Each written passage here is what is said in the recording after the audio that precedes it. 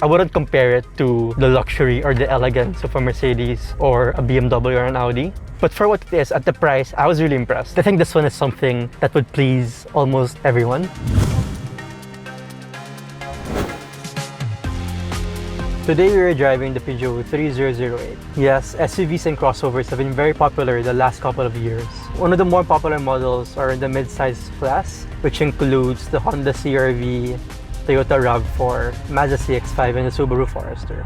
Then there's this, the Peugeot 3008. Under the hood of this car is a 1.6-liter gasoline engine that's mated with a 6-speed automatic transmission, and it's priced as 1.890 million pesos. Now at that price, you could get the mid variants of the popular ladder frame SUVs like the Montero, Fortuner, or Terra.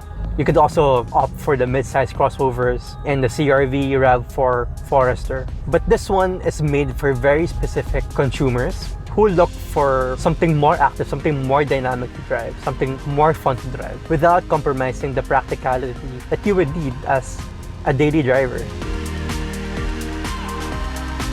When I was walking up to it the first day, it looked more like a crossover, like an SUV. But then when I started driving, it really felt more like a sport wagon. It's not that big, but it's also slots and a bit higher than the usual sedan. I feel more comfortable driving it when it comes to passing road imperfections. But when I was in the highway yesterday, there were times that I felt like I was driving a wagon. I find that the subtle marriage between the wagon and a crossover in this car quite interesting, comfortable, and very versatile. I have the practicality I look for in a crossover and an SUV, but I also get some bits of that sporty driving feel I would want in a sedan or a wagon. So Paolo, explain, what are your thoughts on this car, 3008? In the simplest way, it's a car that I probably won't forget anytime soon. And the thing, it's not even a sports car or any special kind of exotic, right? It's really because of the way it looks, the way it feels inside, how pleasant it is. I haven't driven much like it. It's also very comfortable. I don't think I've driven much cars this comfortable. Like, I can hear your voice, like, I'm so giggly. You were quite effusive about the car. What is it you liked about this car that you haven't seen in other cars? definitely, first thing in my mind is the iCockpit that Peugeot calls it. The highlight of the iCockpit is the steering wheel. It's hexagon in shape compared to your usual circular and a flat bottom. At first, I found it a bit weird and quirky, but when I was driving it, I loved it right away. It's very small, but it doesn't need to be any larger. It helps me with my visibility. Even the instrument cluster is really easy to see through that. I think it's the biggest factor. It's also very comfortable to drive with, whether I'm in city traffic like today or like yesterday when I was driving along Skyway. There were times when I found my right hand just on the gear lever. One of the negatives of small steering wheels is you don't have as much force, right? Because you don't have a large radius wheel. But in this case, obviously it's electric steering. It's a steer by wire. How did you feel about things like the turning radius?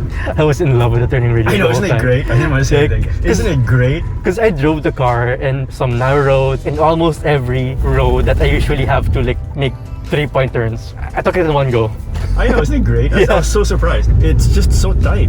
And it's not something you would usually expect from a crossover. It's a bit longer in wheelbase. Yeah. The interior, the dashboard, it kind of protrudes towards the driver. So the infotainment system, the aircon vents, the controls, even the vents on the left side, they point towards the driver. That's true. Look at the angle. It's not that much, how it's angled towards the driver, but it really helps. Yeah, so it's not negative. I mean, the other guy can see it. So that's something I don't normally see in a family car or a crossover. You would usually see that in a sports car or a sports sedan. It has all the important stuff: the music, the fan, navigation, controls for the cars, for the phone if your phone's connected, and the main menu. So all the basic stuff is here. Like, sometimes you would think that some buttons are useless, you don't need it there, but everything here is very useful.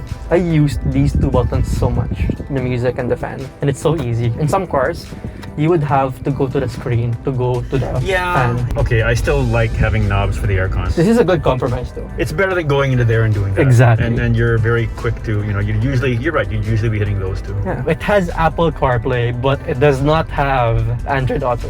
Ooh. So if you have a Samsung, if you have an Android phone, you're gonna have to connect with MirrorLink. It reminds me of like a piano key, and it feels nice to touch. To me, it's more like an airplane toggle than a piano key. Maybe that's why they call it iCockpit.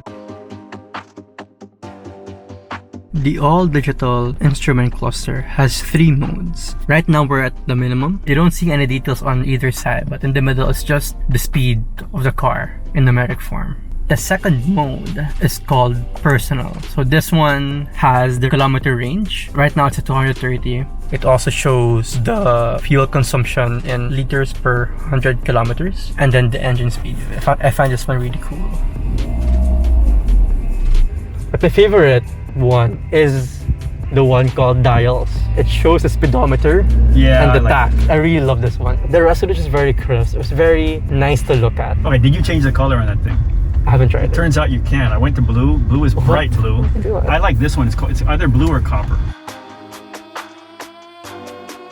What about the interior? What do you think about the interior of this car? I wouldn't compare it to the luxury or the elegance of a Mercedes or a BMW or an Audi. But for what it is at the price at 1.890 million, I was really impressed. This is a great first experience. In the interior, on the top, the dashboard, the sidings, the center console, it's covered with soft touch material.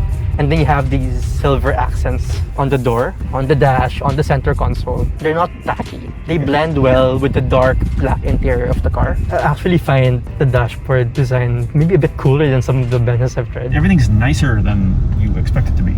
Just look at the curves. What's the point for this? Nothing other than it looks pretty. You kind of see a lot of the texture, but it's not oppressive. It's not in your face. The crossing of the carbon fiber really stands out too much, actually, in the video. But in person, it's not. It's just a texture. It's really just a texture. Remember, these guys are French. You gotta understand that. Okay, this is actually, all things considered, one of the least quirky Peugeots. There are some Peugeots that you will either love them or they will make you crazy. But I think this one is something that would please almost everyone. I'm not hugely blown over by interiors, as in they're not what make me change my mind about a car. But you know what? This is a very pleasant interior. It's not boring. It's a fun car, but you don't compromise on practicality. So if you have a family, you can easily fit 5 adults actually in this car. It has a pretty big legroom and headroom. That's kind of big back there, huh? It's a big space. There are 2 air conditioners. There's one USB port. That's a big back, huh? The seats fold the usual 60-40. But let me get into the back. Okay, so that's where you're sitting. Whoa! Right? Look at your legroom. And I know! And the seat is not put forward. No, it's normal. That's where I was sitting. That's where you were sitting driving. So, wow. Okay, there is a fair amount of space here. It has a pretty versatile cargo space. It has cubby holes and small pockets on the side. And then when you open the floor, you can even put stuff in it. Between the wheels, around the wheels. The cover at the back. So you can have this thing on and you can access it from here. If you don't want it there, you can actually put it on the floor. It'll fit with the spare wheel. I'm more impressed with the back than I am in the front. And I was impressed with the front.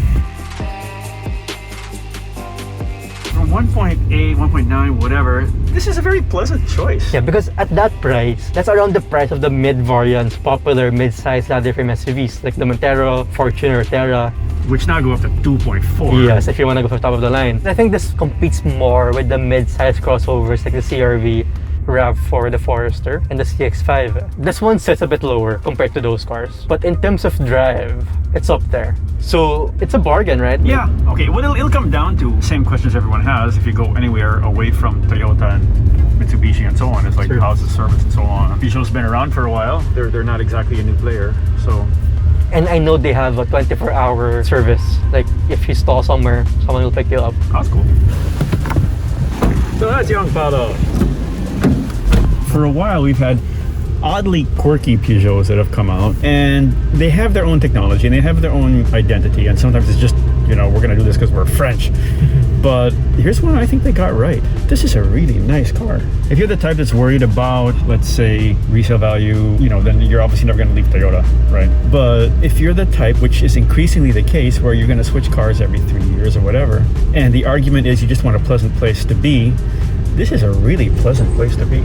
Final thoughts, Paulo. I really enjoy this car. Like, this Peugeot touches on almost every consumer, because if you're a guy looking for a crossover or an SUV, I think this deserves to be on your list. It's not your typical brand, it's not your typical model you choose, but everything you want in that kind of typical popular brand or model, you would find here. but you get a more refined, more fun drive, a more plush and pleasant interior without sacrificing the practicality you would want for the number of people you can take in if you have a family, the cargo space. It's something you can drive every day. And of course, with the price at 1.890, you don't have to splurge, especially if you're really looking to get a mid-size crossover or a lot different SUV. It's around that price and even lower than the top of the line models of those cars.